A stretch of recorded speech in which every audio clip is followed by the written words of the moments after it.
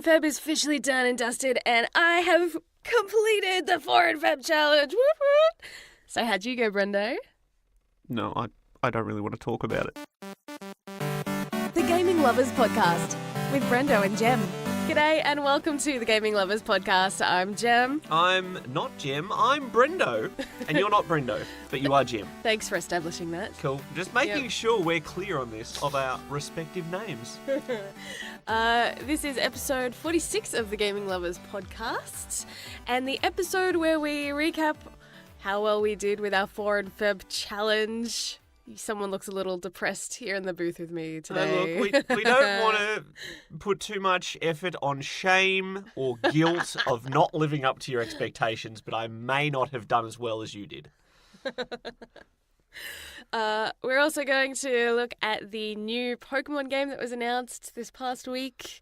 Much excitement there, as well as celebrating the Switch's birthday. Yay! Yes. Some good news, while we also celebrate the death of the PS Vita. No. That's not a celebration. I used the wrong word. A commiseration for a video game console that should have died years ago and is still now finally dead. Though they say at a lot of funerals these days that we're going to celebrate the life of this person. So maybe we can celebrate the life of the underappreciated Vita. Well, we'll get to that later on. Let's start off, as we always do, with a nice old edition of Gaming Goals.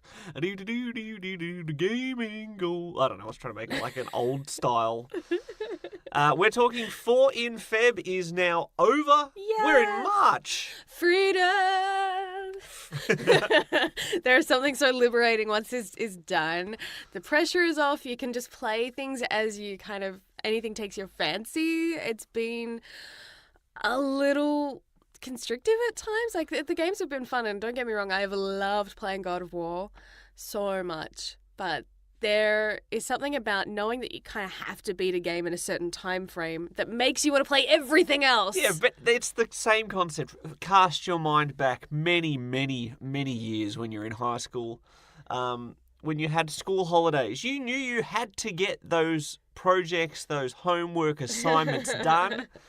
Yes. And if you were smart, you'd get them out of the way nice and early, and that way your objectives were complete and you could go and enjoy whatever you wanted to enjoy. The whole reason we do 4 in Feb is because there are underappreciated games that we have already bought weeks, months, years ago, and we want to get through them. And something always gets in the way. So by locking down our gaming schedules with these games exclusively, we do get through them. We do. For the most part. And my strategy for this year was to try to knock out a few early on, which I did. I played Papers, Please early, as well as Kirby Star Allies. I knocked those shorter games off the list ASAP, so that way I could have more time to focus on God of War and slowly chip away at Period Cube. And I managed to get them all done like in the nick of time. Finish everything like literally last day, minutes to spare. There's something about that, like, because with our Overcooked challenge, I think back in episode 3, we were like down to the wire with that as well.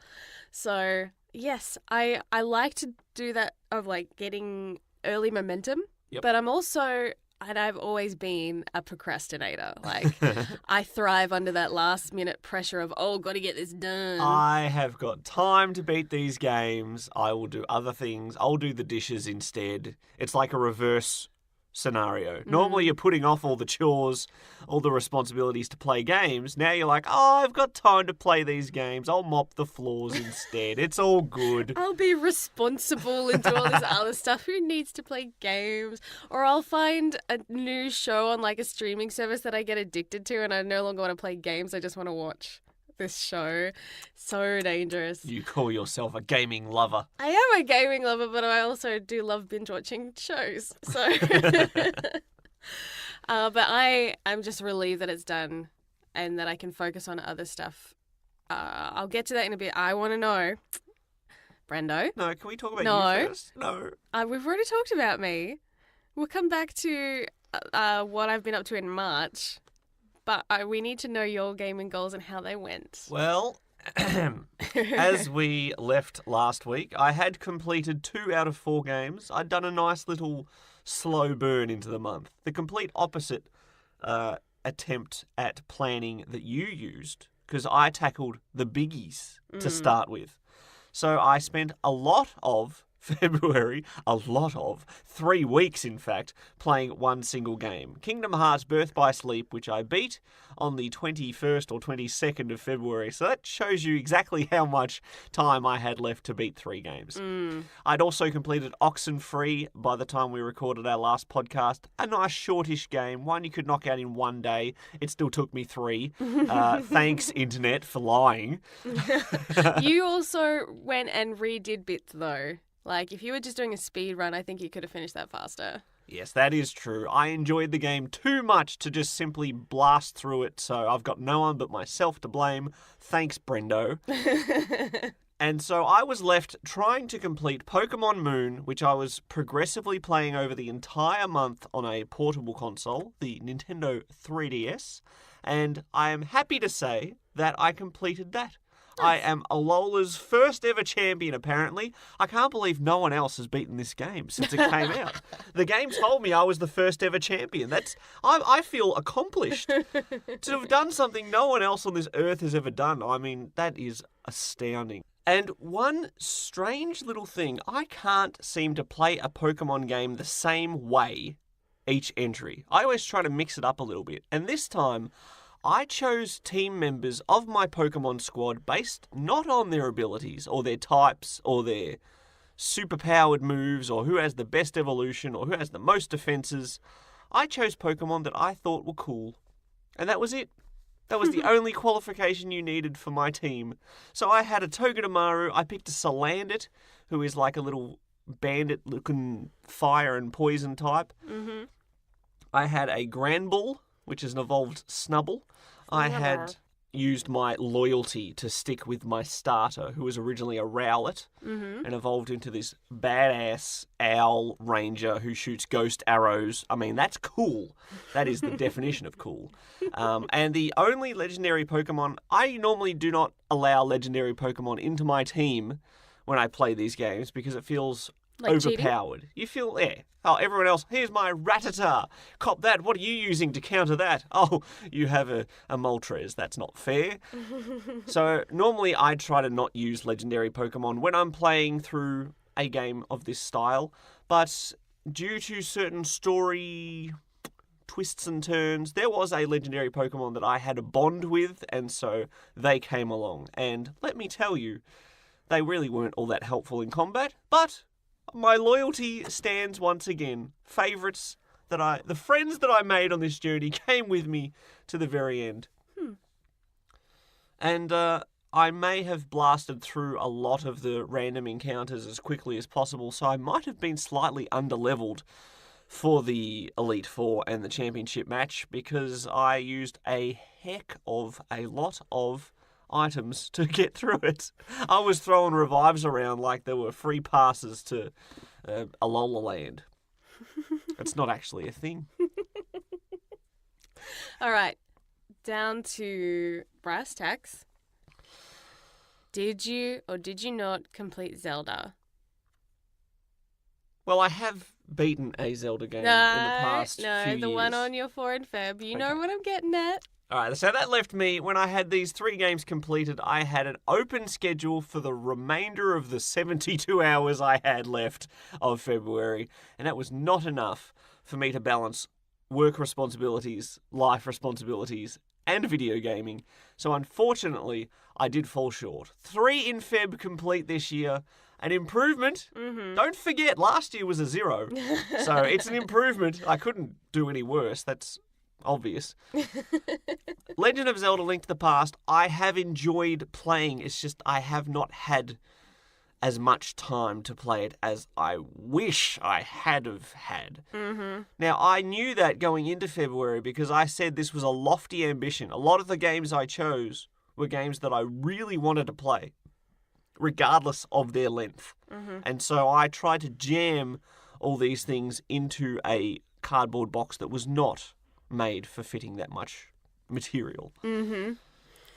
Well, next year, maybe you can tackle something like that again, or you can manage your time a little better. Well, let me clarify. I am still playing Legend of Zelda Link to the Past. I haven't simply abandoned it due to failure like I would with so many work and life responsibilities in my time. It is slowish going. The Dark World surprised me because I didn't think I would enjoy that dynamic as much as I am. Mm-hmm. But since I haven't actually beaten that game, I'll leave that one untouched for now with my review and my likes and dislikes. Let's move on back to you, since you handballed the responsibility of that gaming goals update straight to me, just to simply say, ha ha, I beat 4, you beat 3, I'm better than you. So here you go, have your badge of the numbers honor. don't lie. Hey, take solace in knowing that next year it is a leap year, an Olympic year. You get 1 extra day in Feb. Yippee skippy. Yippee skippy. Now, you have finished God of War and Period Cube this week, since the last time we talked on this podcast. You have beaten what was rated almost unanimously as 2018's Game of the Year. Yes. Yeah. It was so good. And, I don't want to say anything else because all the things I want to comment on are, huge spoilers. So, it was an incredible game. It was fun to play. It was great storytelling, wonderful acting, so many boxes ticked, It's hard, to say, when you talk of a perfect game, it comes pretty darn close. Just the way everything flows. I think I spoke about it last episode of forgetting to save so often because things just flowed so well from one thing into another that I would lose track of remembering to save because, some games will, it'll slow down and you go, okay, this is a good place to leave it. Yep. Things never really truly slowed down in that game. Even side quests have so much lore and conversation and things going on as you're doing all these, what sometimes can feel like filler content in other games. Mm-hmm. It all felt important. And that's so well done. So I'm just, And very impressed. Even touching your boat down on one of those little islands, you're just like, I'll just see what's in here. Oh, there's a couple enemies to fight. Oh, there's a chest. Oh, how do I get to this chest? Oh, I go up here. Oh, there's a thing up here. There's a thing for Atreus to do. You could spend ages on one of those tiny little islands with all the puzzles and things like that. And So I loved it so much. And for anyone, even if you haven't played the other God of War games, I would really recommend that one. Mm-hmm. And there are wonderful videos on YouTube that recap the story of Kratos if you want to know his history and make sure you understand some of the references in this game going into it. I had the benefit of watching you play through all of the other ones, so I knew his history, so that helped, but I hadn't played them myself. But I'm so glad that I played this, and I'm really looking forward to the next one. It's probably going to take a few years. They spent, 5 years working on this game? Yes. So it'll be a while before we see another one, I imagine. But I'm so intrigued, and I'm really hoping that it goes the way I want it to go. But I can't even speculate on that without it dropping huge spoilers. So all right, who is your favourite character out of that entire game? oh my gosh! I'm not talking about performances of the actors. I'm talking about characters. Who is the best character in that game? So hard. That's like choosing a favorite child. Well, I could. Who's your favorite? Probably Kratos. He carries such a weight about him. He's so awesome. I don't even know. I would, if I had muscles, I would get the tattoos that he has and just look like him at all times. Well, you've got the beard. Exactly. And the bald but head. it's just unfortunate I'm a skinny dude and it just wouldn't look as impressive. It's kind of like that cosplay you did of Mr. Braun from Steins Gate. One of the few anime characters with the bald head and a beard that you could cosplay as. But The he's so skinniest skinny. darn Mr. Braun you've ever seen. Not living up to his name. No, but it was kind of funny in that way. It was almost like making fun of it. I don't know. Okay, and now the question that everyone has been asking. Was Period Cube worth the playtime? Because it's a game, everyone has heard of God of War. Most people have heard of Papers, Please. Your games sort of run the gamut of, oh yeah, everyone knows this. What the heck is Period Cube? So I want to know, where does it fit on the scale of wonderful PS Vita visual novels that we've experienced? It's kind of, I would say it's at about a 7. It wasn't bad. I enjoyed that genre and I can take in all the cheesiness that comes with it. Mm-hmm. It's not as good as a lot of other visual novels. I wouldn't hold a candle to things like Steins Gate or Clannad or something like that. But that said, it was still fun, and the fact that it had a lot of, I guess, meta jokes about video games kind of sprinkled in, that was fun.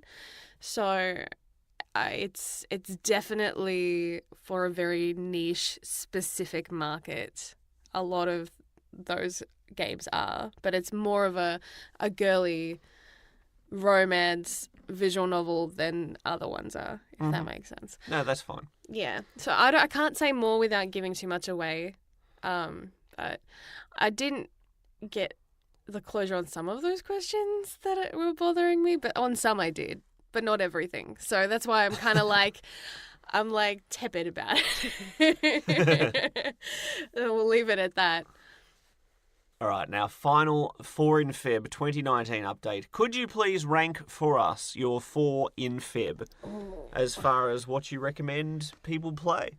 Oh, that's a toughie. I might have to put Period Cube at the lowest, just because I feel like Kirby Star Allies has more universal appeal. Mm-hmm. And is fun and easy to blitz through, and if you've got like young kids, so there's more like a broader spectrum of people that can play. And then number 2 would be Papers, Please. Fun and challenging, and you know the fact that I beat the game, but I went back and I tried different ways and different methods, and reloaded things because I was so determined to save certain people's lives. Yeah. I think speaks of my enjoyment. Now, you did play on easy mode, which is fine. There's no judgment here.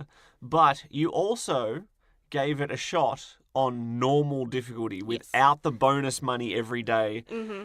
Was it like trying to swim up a waterfall?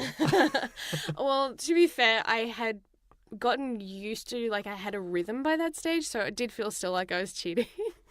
But it was definitely harder. I think I had to be more ruthless, and I came up with different strategies for different sections of the game. There are certain times you can just kind of be brutal. Like very early on, you can just deny people without having to give an explanation, but they get tougher on you as the game progresses. So I would have to switch gears a little later on. But yeah, there's just certain things you can do to like blitz through it, and certain family members that can go without food longer than others. Sorry, Gran, you're expendable. Does everyone make it to the end? Depends on how you feel and how well you do. But yeah, they do a good job of making it feel really bleak.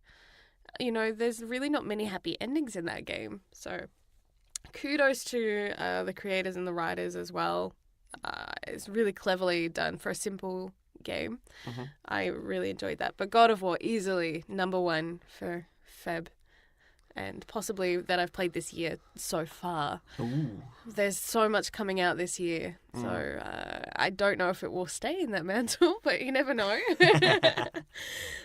Now, I've only completed 3 out of my 4 in Feb, obviously, so I'm not going to enter The Legend of Zelda Link to the Past into my rankings. Mm-hmm. Number 3, sadly enough, is easily Kingdom Hearts Birth by Sleep. An entry in a great series, not the best entry, and to be honest, depending on your level of attention to detail, it's probably skippable in the grand scheme of things. The thing I like about games like Yakuza is that if you haven't played earlier games, you can watch videos with like a compressed storyline in it. And obviously you can do that on YouTube with anything because people always put things together. Like a nice condensed 9-hour video of the Metal Gear Solid 5 experience that my good brother Steve might want to have a look at. That reminds me. Sorry to completely sidetrack your rankings. Please. Poe from Star Wars? Poe Dameron. Oscar Isaac has said that he would like to play Solid Snake in the movie. Well, he'd have to take a number. I know. But also, I'm just trying to imagine him with that like really gruff David Hayter voice. Pretty tasty. What's his natural accent? Because I don't think it's that deep. Okay. He would have to put it on, and holding a husky voice for that long can do some damage to your vocal cords. So, but anyways, he could look like the part, but whether he sounds like the role, to me, that voice is very iconic. Anyways, go back to you were talking about your 4 and Feb rankings. Yeah, I was sidetracked, and then you took us on another sidetrack from my sidetrack. Apologies, rabbit trail so easily. Yeah, Kingdom Hearts Birth by Sleep doesn't really feel essential. I enjoyed it, I suppose. In the end, it was worth it for me, who enjoys to play series in their entirety, but ultimately it wasn't exactly a phenomenal game. The other two that I played are very difficult to try to balance first and second, though. I've thought about this all week, and I've gone, yeah, okay, no, actually, let's, with all those noises all week. That's all I've been doing. Ultimately, I think I have to put number 2, Pokemon Moon. Now, it could be the best time I've had playing a Pokemon game. Now, the fact that I tried to start this game twice and lost interest, what does that say about me as a person? If I actually really enjoyed it by the end. It reminds me of a lot of our friends that we introduce to Mass Effect and then give up by the time they get to the Citadel because they think it's too slow. But I think a lot of games hit their pacing a certain point in. Mm-hmm. You can't always count on the first hour or two to be, the be-all and end-all of what the rest of the game is going to be like. Yeah, true. So if you can get past that and get the momentum going, and then you'll find yourself really enjoying it. There are 3 main reasons why I really enjoyed Pokemon Moon compared to earlier entries. The first of which, the cast itself, the surrounding supporting cast of characters that you meet, every time one of them showed up, I was like, oh yeah, here he is. Mm-hmm. I was excited. And I don't think it's just because I watched the anime with you, because certain island chiefs and stuff like that are the characters that follow Ash around on his adventures in Alola. But there's also characters that I've never even seen in the anime, and when they show up, I'm like, man, this guy is so cheery, but it's not annoying cheery. It's fun cheery. He's brightening my day as the player because he's so positive. That's strange. But all the characters, the antagonists, everything, ultimately I enjoyed them a lot more than the usual rogues gallery that you get in a Pokemon game. So that's a plus. I also loved the fact that the gym leader battles were much more complex. Like, it wasn't the simple gym leaders that we've had in the past. You have island challenges, which I've explained in one of the earlier podcasts, but each island challenge is different, and I like that. Some of them stupidly simplistic, and that's a little annoying for someone of my world experience. I prefer a finer level of challenge. But ultimately, I enjoyed those much, much more than, I'm in the city, I go in the gym, I beat people, I beat the leader, congratulations, let's move on. So, top stuff. You got to remember those puzzles are made for kids, though. It's not just the puzzles itself, it's the application of the puzzles. Some of them could be, and I think in Ultra Sun and Ultra Moon, they do rework some of the weaker ones from the reviews that I have read. Okay. So that makes a difference. And thirdly, the overall plot. After you do a couple of islands and things start to become a bit more plot-based, as far as you're on an island challenge. Oh no, something important is happening. We have to prioritize this instead of your little silly Pokemon journey you were on, because the world's at stake. Normally that feels stupid because you're an 11-year-old on an adventure and suddenly you're the savior of the world. But in this game, it sort of fits, and I can't even really explain why this one worked more than the others. Maybe I'm just weird and am enjoying the game for no reason, and it just has that intangible. So, who knows? But I really enjoyed it. But, number 1, the game that I highly recommend for pretty much anyone was Oxenfree, because that was fantastic. Little touches in it, like you have a radio that you tune into different frequencies to solve puzzles, to upset spirits, to do all sorts of things. But you can sort of, at any time, bring out the radio and tune through, and you can pick up little snippets of, opera music or some sort of strange news broadcast just as you're running through the frequencies. And I don't know if it's just because of my upbringing, and my dad had this big, giant, chunky radio that could do just that. Like, it could tune in and find TV channels or walkie-talkies and stuff. And me and my sister would sit in the backyard with this stupidly large radio, just trying to find something. And one time, as young preteens, we found a trucker on a walkie-talkie who quite liked his profanity. And we thought it was the funniest thing we've ever heard, and it was hilarious. So I was having more fun than probably most people would, tuning through the radio frequencies every opportunity I got. But I do like the branching narrative games, anything that gives me choices that have impact on the endings, on who's alive, who's not, who's here, who likes you, who doesn't like you, who you're a rival with, who you're a romance with, all that sort of stuff. And Oxenfree nails that. I really enjoy it. I don't want to say too much plot-wise, but the core gimmicks, I enjoyed their application. I had some head-scratching, confusing moments, but ultimately I walked away very satisfied, and then I was shocked at how good it was. It's one of those games. People hype up games so much that sometimes you're like, oh, it's never going to live up to the hype. I suffered that a little bit with Shadows of the Colossus, where everyone's like, oh, it's a masterpiece, everyone loves it, you need to play it. And by the time I got to it, it was like, yeah, it was good, but I probably don't think it's the best game I've ever played. Danger of overhype. So Oxenfree gets a lot of love, and I thought it was going to be one of those games where I'm like, yeah, I'll play it, I'll enjoy it, I'll get to it, I'll finish it, I'll never go back again. I kind of want to play it again. Well, you have the freedom to do that now. I can. Yes. More in March. Stay tuned for our next 4 gaming challenge. No, I want my freedom. Well, you have it. And we will talk about what you have been focusing post 4 in Feb. We'll save that all for the tail end of the episode so we don't overload, make this podcast too front heavy. It might fall over. Oh, I want to make a Barbie joke right there.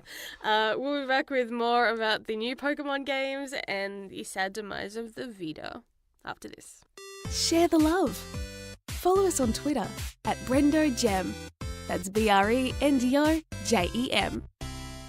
Before we jump into our chat about the new Pokemon game, how funny have the trailers for Detective Pikachu been? And surprisingly, maybe they're doing a really good job with the editing of the trailer, but this looks like it could actually be good. Either that or it'll be a beautiful disaster, but either way, I can't wait to watch it. And let's not forget the latest internet sensation, that is Ludicolo. Ludicolo getting his moment to shine. I know, he's like a meme now. The Pokemon, if you have seen the trailer but you don't know the Pokemon, is the one that's working at the coffee shop where he's asking for it to be black as night, thank you, sweetie. Oh man, we've watched that trailer way too many times. Yeah, well, you never can judge a book by its cover, and when Detective Pikachu was announced as a game and as a movie, we had our suspicions, we should say, about how well that would be received, and the game sort of lived up to that low amount of success. Yeah. And then we thought the movie would be worse, but it seems the movie will be the saving grace. Possibly. At the very least, it will be on par with the game, which you could say is the best job Hollywood's done with turning a video game into a movie, if they're both equally as bad as each other. Ludicolo! But at this stage, it does look promising. At the very least, it's going to be fun just seeing all the different Pokemon that get featured. Every time we spot a new one, it gets spread around the internet like crazy. In this realistic style. Yes. The stuff of nightmares. Some of them are, yeah. Some of them are really cute, though. I actually really love how Psyduck looks. I think he looks super cute. And your thoughts on Apom? Creepy. I think Apom's cuter in the cartoon version. I really want to see some more of the ghost types. I'm wondering how they're going to do those. I don't think we've really spotted any of them yet. Well, they only have about 893 Pokemon to draw from, so they have a fair bit of data that they can choose their choices from. Yes, probably none of the new generation, though, from this newly announced Pokemon game. Pokémon Sword and Shield and Gun. There's always speculation about what the third iteration is going to be, because there usually is. like a connection or one that joins them together and fixes a lot of the bugs or complaints from the first two. Mm-hmm. And so the internet has already been coming up with mock designs of what that third one's going to be. And so everyone's like, it's going to be sword, shield, and gun. And some media outlets took that a little too seriously. Yes, people made up mock logos for Pokemon Gun, the next big game, I'm sure. It's going to be a hit. It's going to be a blast. But unfortunately, a Spanish newspaper thought it was legitimate and posted a big promo revealing, the new Pokemon games, Pokemon Sword, Pokemon Shield, Pokemon Gun. So don't believe everything you see on the internet, boys and girls, especially if you are a journalist. Yes. Oh, gosh. Mainstream journalism, unless they have like a dedicated section of reporting for video games, often when they try to report on video games because they make mainstream news, like a big launch like Pokemon does, there's always something wrong. It is kind of amusing and sad all at the same time. Well, pushing all the fake news aside, Pokemon Sword and Shield will be coming out for the Nintendo Switch. Very exciting. Mm-hmm. It's a UK-based region, the Galar region, which actually literally looks like an inverted United Kingdom. Mm-hmm. Very cool. Everyone's so excited for how the Scottish text will be written, full of heavy accent, I'm sure. Mm-hmm. But of course, the big news anytime a new Pokemon game gets revealed is the starters. What team are you on, dear? Will you be going with Grookey, Scorbunny, or Sobble? Originally, I liked Scorbunny, but the longer I've thought about it, I actually really like Sobble. He just looks really cute. And sad. Well, you're not the only one. Sobble appears to be a scared little chameleon water creature, and the internet has swarmed to cuddle and protect the sobby boy. Yes. And unlike when Poplio was announced and was ridiculed forever by the internet, nobody liked Poplio. They don't like clowns. Poplio is kind of cute, though, in the anime. But yes, don't worry, that's not happening again with Sobble. He is probably the crowd favourite, the sentimental favourite. Scorbunny also everyone thinks is kind of cool because he's like an athletic-looking rabbit with fire. I mean, what could go wrong there? Unless it becomes a fire/fighting type yet again, which everyone is afraid of. There's been far too many of those in starters. We do not want that. Even last year's Incineroar was actually a fire and dark type, but was a professional wrestler. So if it wasn't a heel, it probably would have been a fighting type. But then you got Grookey, who's just like a little grass monkey looking thing, and he's like the oddball, and people suspect that he is not what he seems because he has weird hollow eyes. Don't trust Grookey. I love the theories that come out once they post those first pictures of the starters. Everyone has all these theories of what they're linked to and what they're really like, and it's just hilarious the reaction you get from the internet. All it takes is one bit of artwork, and then everyone just judges all their opinions on that one bit of art. For sure. And another one that made us giggle was finding artwork of the future evolutions of those starters. And the third evolution, they're like bodybuilders almost. All three of them, because people are afraid that Scorbunny will be a fire and fighting type. So someone said, okay, we'll make them all fighting types, and then we'll make them all bodybuilders. They were buff boys, though. Fantastic Very stuff. amusing. I like that side of the internet. Where there's a dangerous line though, and it's very easy to cross when you start going down that rabbit hole of looking at fan art. So I try to be careful with how deep we go into it.